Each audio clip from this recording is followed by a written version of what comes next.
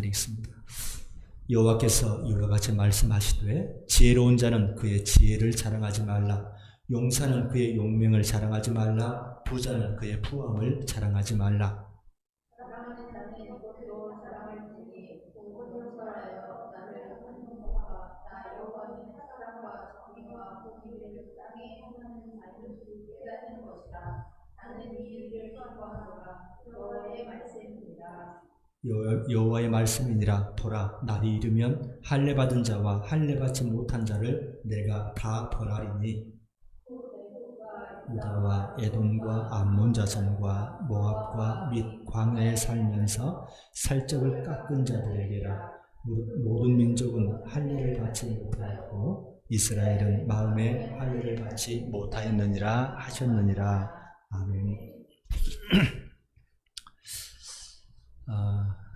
안타깝게도 코로나19 시대를 맞이하면서 우리 교회가 더 비난을 많이 받는 비난의 대상이 된 것 같습니다. 요즘 들어서는 교회가 신천지와 뭐가 다르지 하는 그런 의구심들을 표하는 사람들이 많아졌습니다.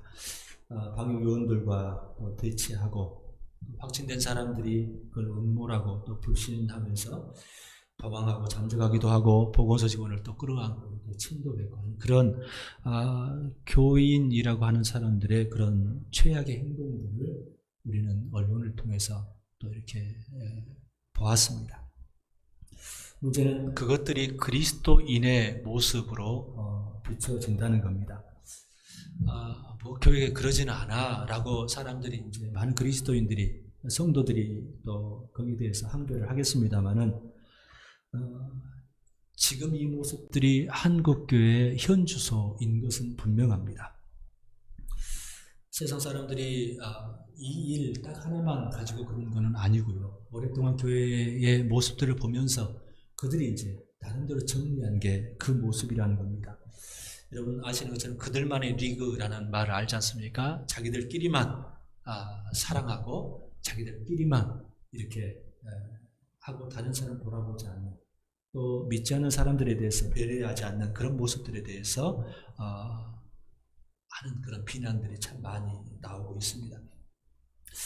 여러분 언론에서 어떤 교회 관련된 집단들이 단체들이 성명서도 막 내고 하는 그런 모습을 보면서 이게 어떤 단체야 하고 이렇게 의구심을 갖는 그런 단체들도 있을 텐데요.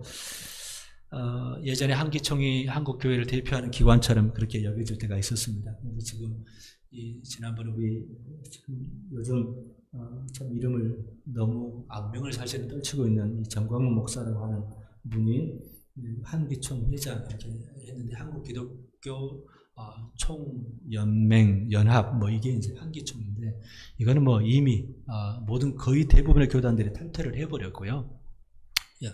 몇몇 또 교단 뭐 교회만 속해 있는 그런 기관인데 대부분의 교회들이 지금 이제 한교총이라고 하는 한국교회총연합이라고 하는 뭐 여러분들 참고로만 알아두십시오. 그 교회에 그 단체에 가입이 되어 있습니다. 우리가 속한 교단도 가입이 되어 있는데 문제는 그 한교총이라고 하는 그 단체도 대부분의 교회들이 속해 있는 이 단체도 이 정광훈 목사가 최근에 이제 나오는 그 모습, 참 극단적인 모습을 보면서야 이제야 선을 긋기를 시작하고 있습니다. 우리하고는 무관하다라고 이야기를 하고 있다는 거죠.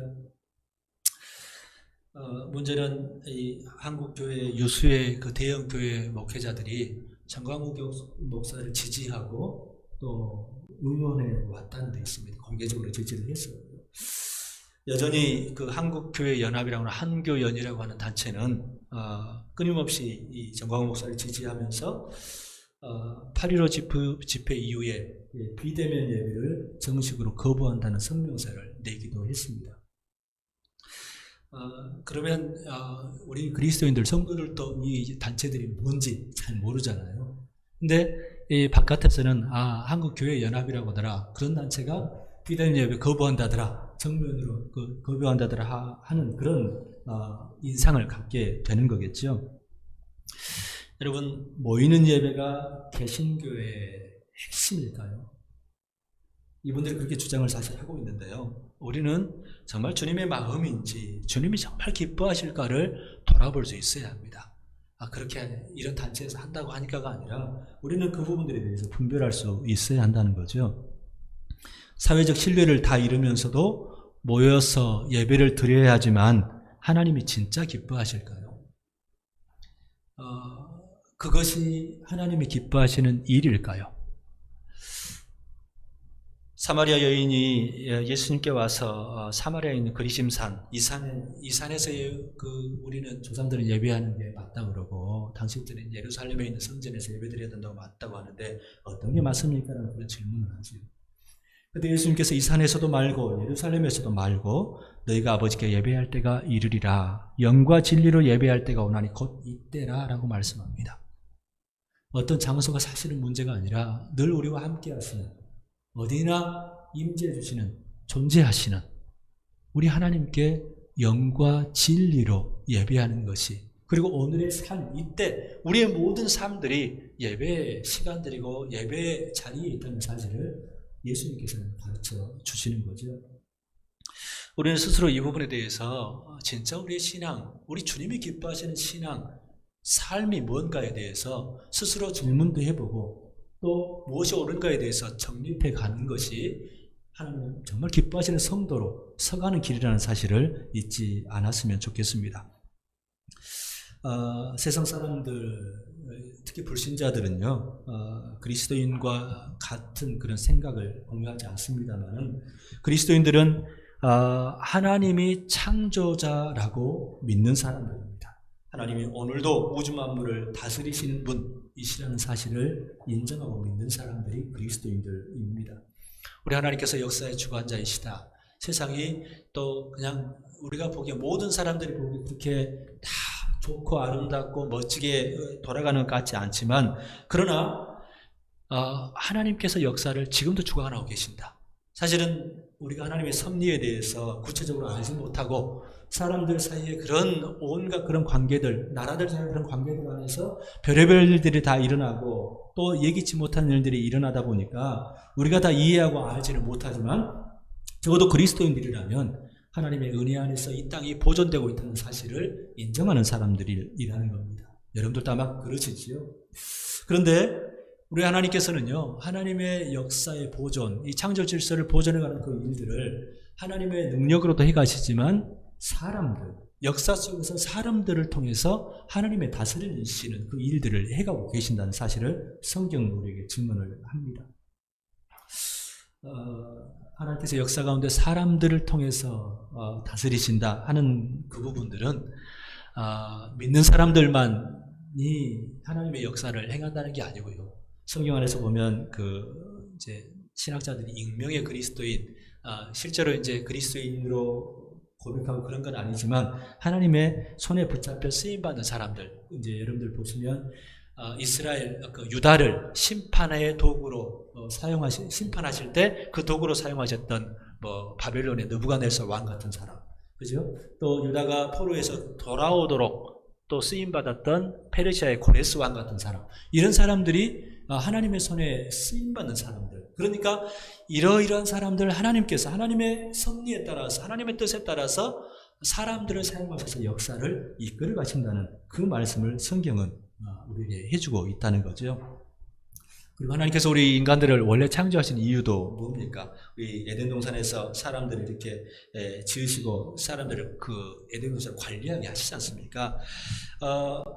사람들을 하나님께서 만드신 이유도 하나님 형상을 입어서 사람들이 하나님을 대리해서 하나님의 위임을 받아서 세상을 관리하도록 돌아보도록 그렇게 사람들을 만드셨고 또 이 땅에 인간들을 존재하게 하셨다는 거죠. 그런데 이 하나님의 다스림심 안에 우리가 살려면요, 하나님과 바른 관계, 인격적인 관계 안에 있을 때 그 다스리심 안에 살아갈 수 있게 됩니다. 그리고 하나님의 다스리심 안에 있을 때 인간은 하나님께서 맡기신 그 위임하신 그 일들을 올바르게 제대로 관리할 수 있는 거죠. 그런데 어떻게 됐습니까? 인간들이 그 책임을 져버리고요, 하나님 앞에 범죄해버리지 않습니까? 그래서 하나님과 관계가 깨지고 스스로 주인이 된 인간들이 관리하다 보니까 세상 자체가 깨뜨려져 가는 겁니다. 깨어져 버리고 또 부조리가 세상 안에서 일어나고요.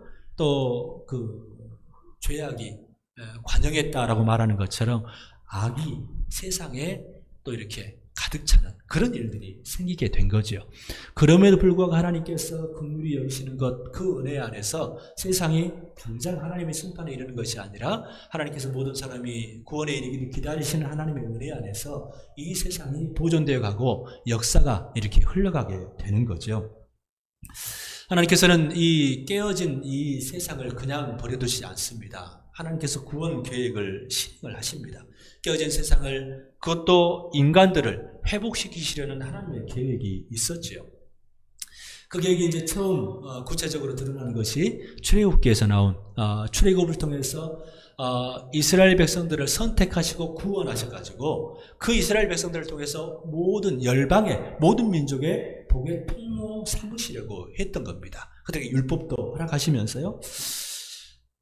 선민 이스라엘, 그 이스라엘 민족을 통해서 이스라엘 너희들만 잘 먹고 잘 사는가 아니라 모든 열방이 하나님을 알고 하나님을 섬기도록 하기 위한 하나님의 구원 계획이셨던 거죠. 그런데 이스라엘 백성들의 계속된 불순종으로 인해서 복이 아니라 심판을 받게 된 겁니다. 구약의 대부분의 역사가 그 사항들을, 그 역사적 사건들을 기록을 해주고 있습니다. 오늘 본문 예레미야 9장도 마찬가지입니다. 우리 예레미야는 눈물의 선지자인데, 예레미야는 유다 왕국이 멸망하기 전에 유다 왕국의 멸망에 대해서, 하나님의 심판에 대해서 온갖 재난들이 닥치고 하나님께서 심판하실 것이다. 이방 나라들을 끌어다가 유다를 심판하실 것이다 하는 그 예언의 말씀과, 또 포로가로 사회로 잡혀가는 그 민족들을 향해서 하나님의 위로를 선포했던, 그러니까 그 비참한 시기를 겪으면서 눈물로써 하나님께 이스라엘 백성들을 대신해서 회개하고 또 그들에게 눈물로 선포했던, 하나님 말씀을 선포했던 선지자가 예레미야 선지자지 않습니까? 오늘 말씀도 사실은 우리가 읽지는 않았습니다만은 유다에게 닥칠 재난들 또 심판에 대해서 경고한 다음에 하나님께서 정말 기뻐하시는 것이 무엇인가에 대해서 말씀하시는 그 내용이 바로 오늘 본문의 말씀입니다. 그런데 오늘 우리가 23절부터 읽었습니다마는 선지자가 지금까지 계속해서 재난에 대해서, 하나님의 심판에 대해서 선포를 했거든요. 그런데 이스라엘 백성들은 어떻게 합니까? 거기에 대해서 회개합니까? 니느웨 백성들이 요나의 그 선포를 듣고 회개했던 것처럼 이스라엘 백성들, 하나님의 선민인 이스라엘 백성, 유다 백성은 회개의 자리에 끌어앉지를 않습니다. 그 심판에 대한 선포, 선지자들의 선포에 아랑곳하지 않고요, 여전히 하나님께서 하나님의 특별한 선민인 우리 민족을 포기하시지 않을 거야, 버리지 않으실 거야, 이런 막연한 근거 없는 자신감이라고 그러죠. 근자감을 갖고 살았던 것입니다. 오늘 23절은 그 말씀입니다. 여호와께서 이와 같은 이 말씀 본문 갖고도 우리가 여러 각도로 해석해 볼 수 있겠습니다만은, 여호와께서 이와 같이 말씀하시되 지혜로운 자는 그의 지혜를 자랑하지 말라, 용사는 그의 용맹을 자랑하지 말라, 부자는 그의 부함을 자랑하지 말라라고 말씀하지 않습니까? 이스라엘 백성들이 선지자의 심판 예언, 하나님의 경고에 대해서 회개하는 것이 아니라 자신의 능력과 그들이 가지고 있는 것들, 누리고 있는 것들, 명성, 여기 말하는 지혜, 명성이죠. 용맹, 힘이죠. 또 부함, 이것들을 가지고 의지하고 이것들이 있으니까 잘 버텨낼 수 있을 거야, 괜찮아질 거야 하고 스스로 안일하게 대처를 하고 있는 그것에 대해서 하나님께서 선지자를 통해서 하시는 말씀인 겁니다. 하나님께서, 여호와께서 지혜로운 자는 그의 지혜를 자랑하지 말라, 용사는 그의 용맹을 자랑하지 말라, 부자는 그의 부함을 자랑하지 말라라고 말씀합니다.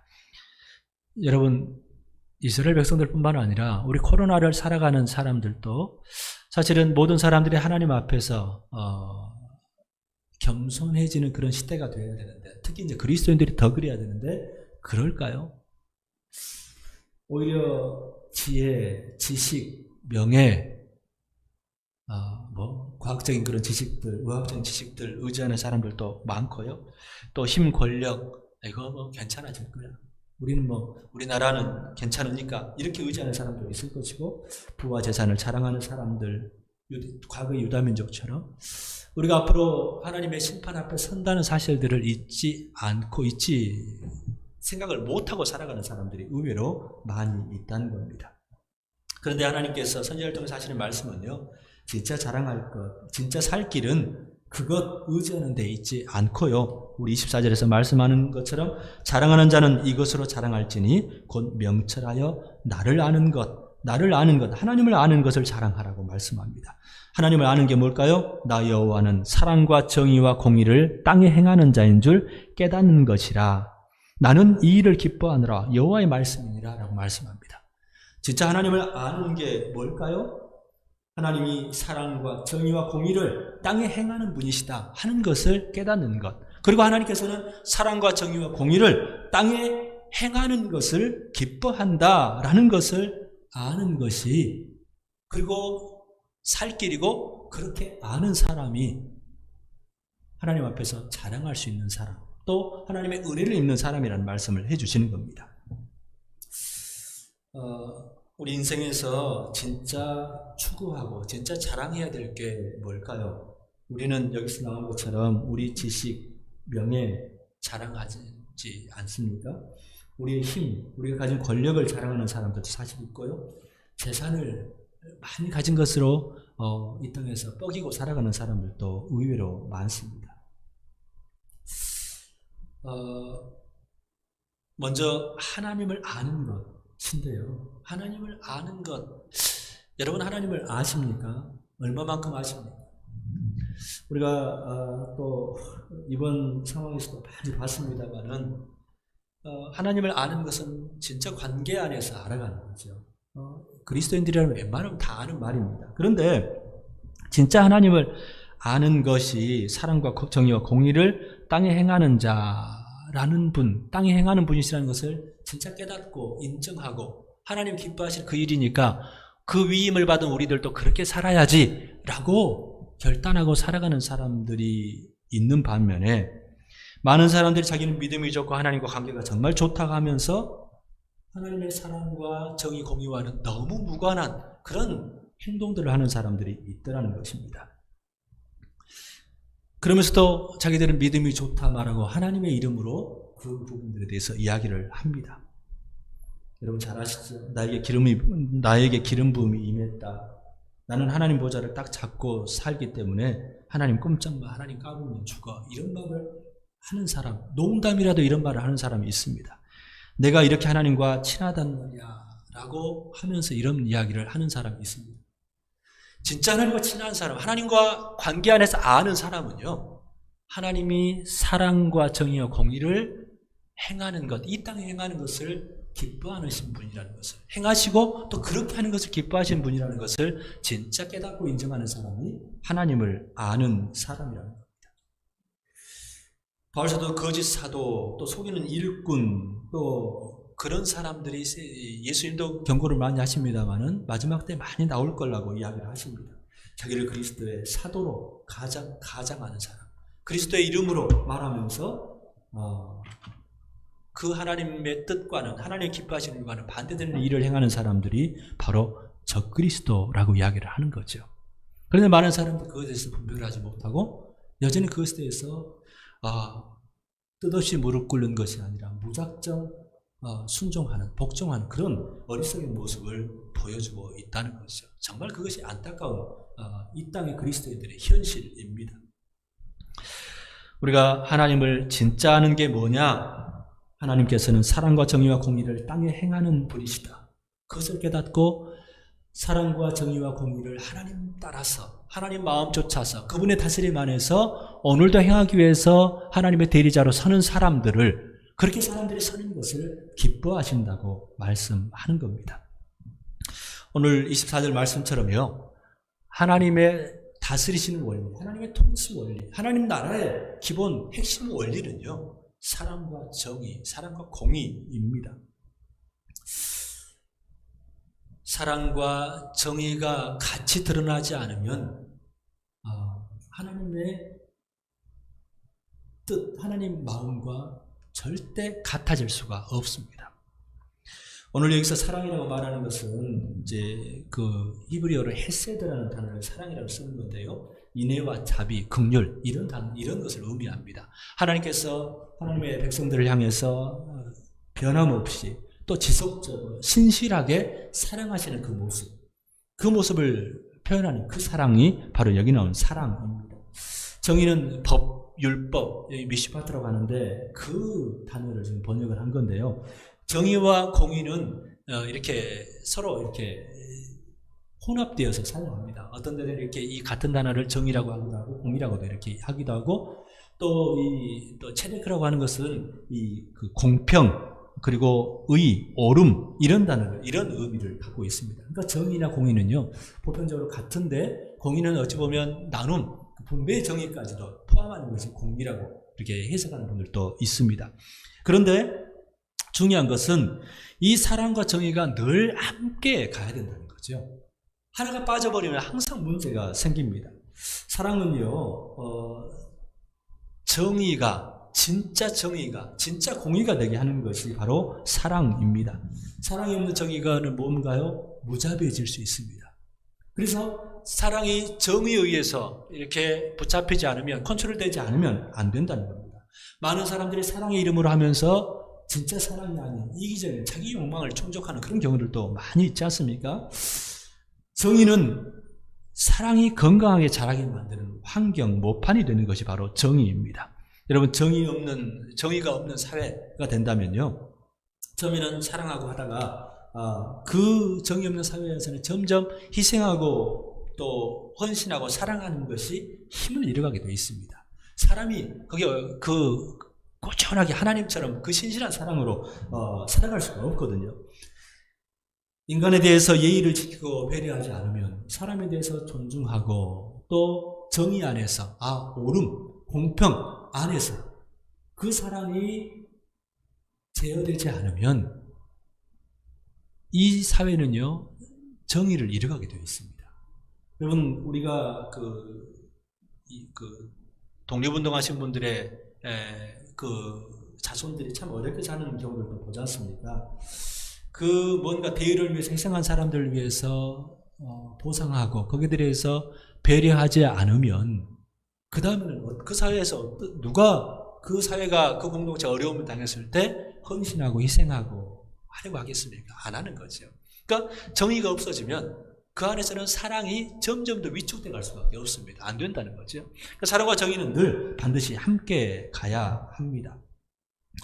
그래서 사랑의 하나님은요, 반드시 공의로 심판하신다고 말씀하십니다. 오늘 25절, 26절에서도 말씀하지 않습니까? 여호와의 말씀입니다. 보라, 날이 이르면 할례받은 자와 할례받지 못한 자를 내가 다 벌하리니 하나님의 심판의 때가 이른다는 겁니다. 이스라엘, 유다뿐만 아니라 그 주변 나라들까지 다 이 바벨론의 그 침공에 의해서 또 실제로 이렇게 어려움을 당하는 또 멸망하는 그런 일들을 겪게 되는데 오늘도 이 땅에는 다 평화만 있을 거다. 그렇게 우리가 어떻게 보장합니까? 코로나19로도 이렇게 혼란한 그런 상황들을 직면하고 있는 우리인데 하나님께서는 반드시 심판하신다라고 말씀합니다. 그러면서 그 기준에 대해서 할례라고 말씀하지 않습니다. 다시 말하면 종교적인 그것들이 하나님의 심판을 모면하게 해준다? 그렇게 말씀하지 않더라는 거죠. 하나님이 기뻐하시는 일, 오늘 말씀 뭡니까? 사랑과 정의, 공의를 행하는 그 일들이 하나님 앞에서 우리를 살게 해준다는 말씀을 하는 겁니다. 종교적인 것, 할례 받는 것, 그게 아니라는 말씀입니다. 할례는 선택된 민족의 표시입니다. 하나님과 백성, 하나님은 이스라엘의 하나님이 되어주시고 또 이스라엘 백성은 하나님의 백성 되어주는 그런 언약의 표시가 바로 할례였습니다. 그런데 오늘 말씀할 때 할례 받은 자와 할례 받지 못한 자를 내가 다 벌하리니 말씀합니다.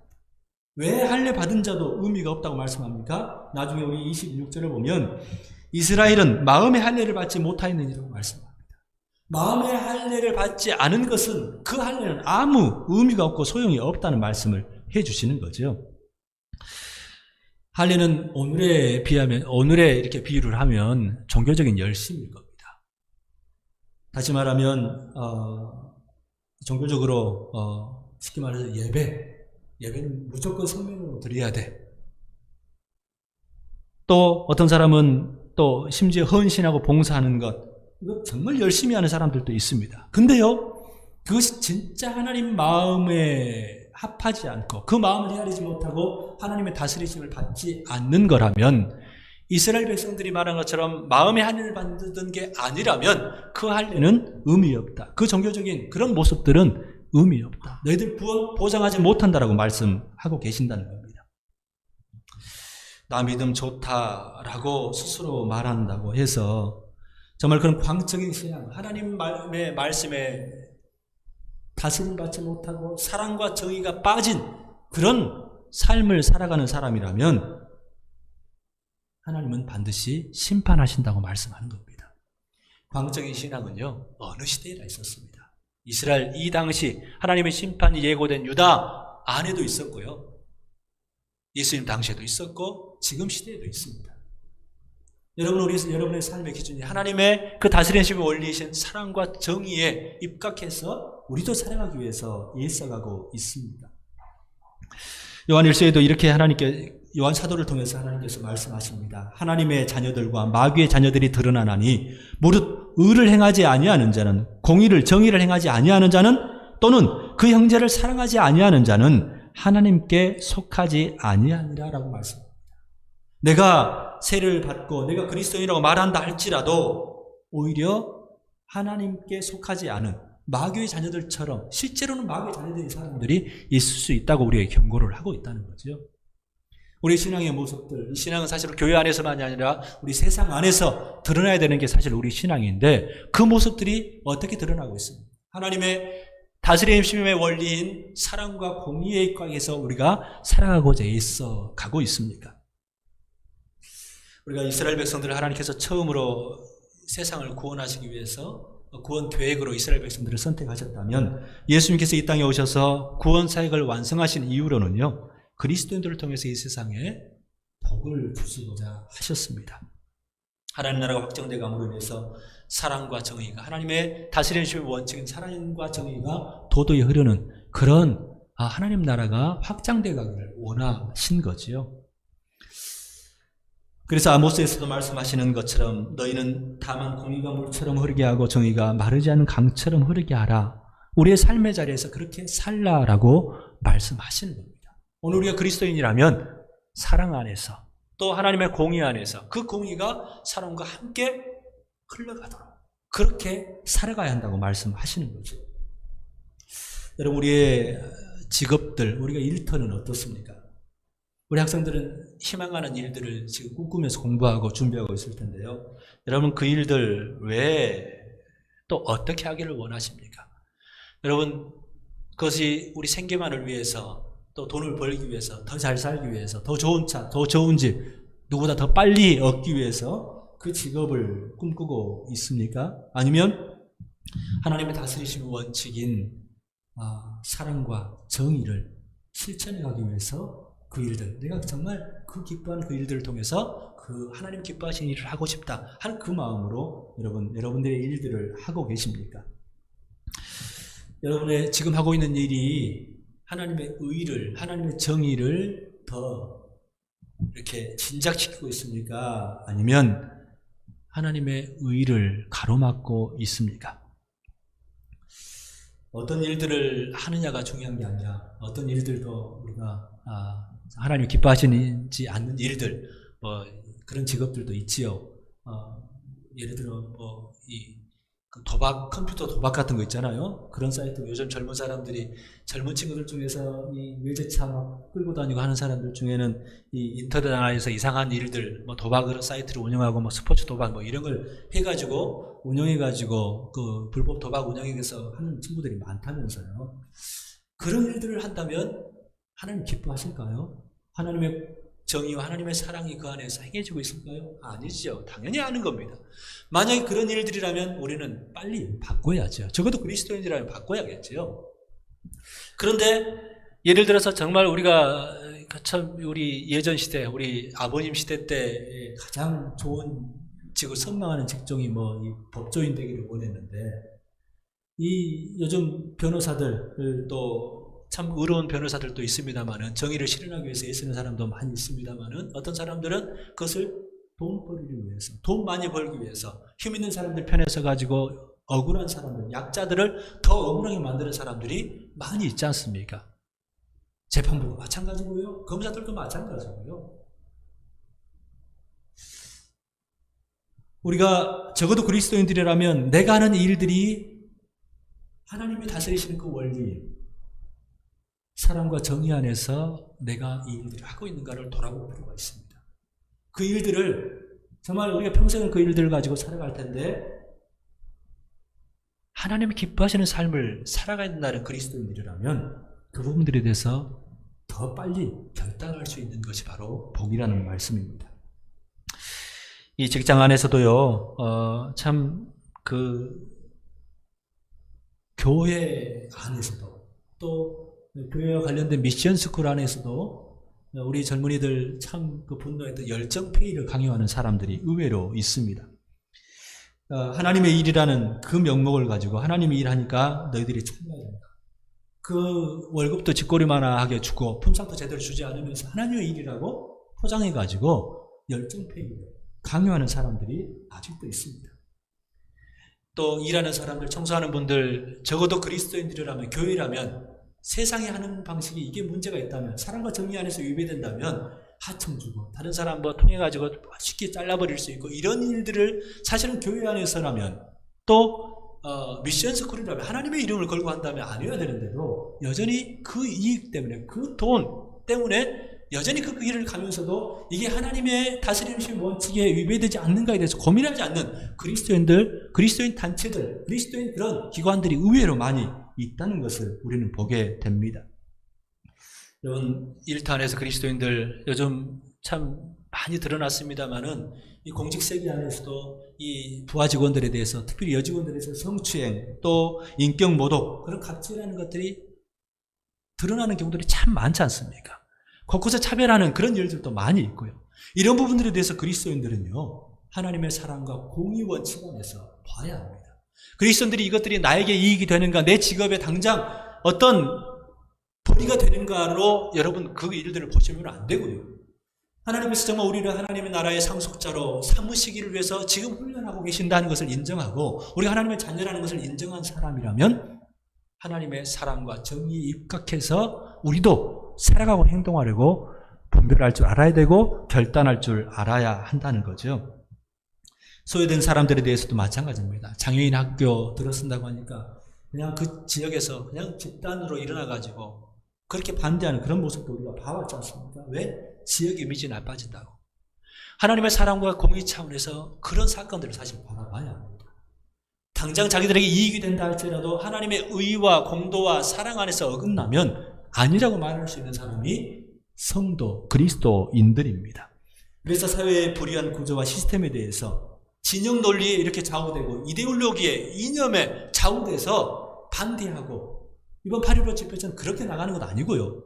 진짜 옳고 그름에 대해서 무엇이 이 시대에 우리 그리스도인들이 해야 될 것인가, 세상 안에서 하나님의 아름다운 덕을 선포할 수 있을 것인가를 분별하면서 결단하고 행동하는 그런 삶을 우리 삶의 자리 안에서 살아가야 한다는 거죠. 자연생태계에 대한 입장에서도 마찬가지입니다.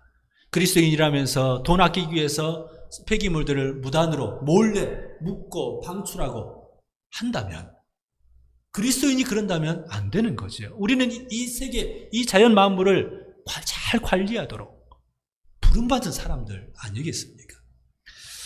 여러분, 하나님이 기뻐하시는 일 무엇인가 분명히 말씀합니다. 나는 이 일을 기뻐하노라. 우리 하나님께서 말씀하시는 것, 나 여호와는 사랑과 정의와 공의를 땅에 행하는 자이고, 그런 분이시고, 그렇게 우리도, 하나님의 자녀들도, 하나님의 백성들도 그렇게 사랑과 정의와 공의를 이 땅에서 하나님의 다스리심의 원칙에 입각해서 살아가라고 우리 주님께서 우리에게 오늘 말씀하신다는 사실을 이번 한 주간 깊이 묵상하면서 우리의 삶의 모습들을 돌아보고 우리의 일터들을, 우리의 삶의 자리들을 정돈해보는 그런 시간들이 되면 좋겠습니다. 같이 한번 기도하십시다. 아버지 하나님 감사합니다.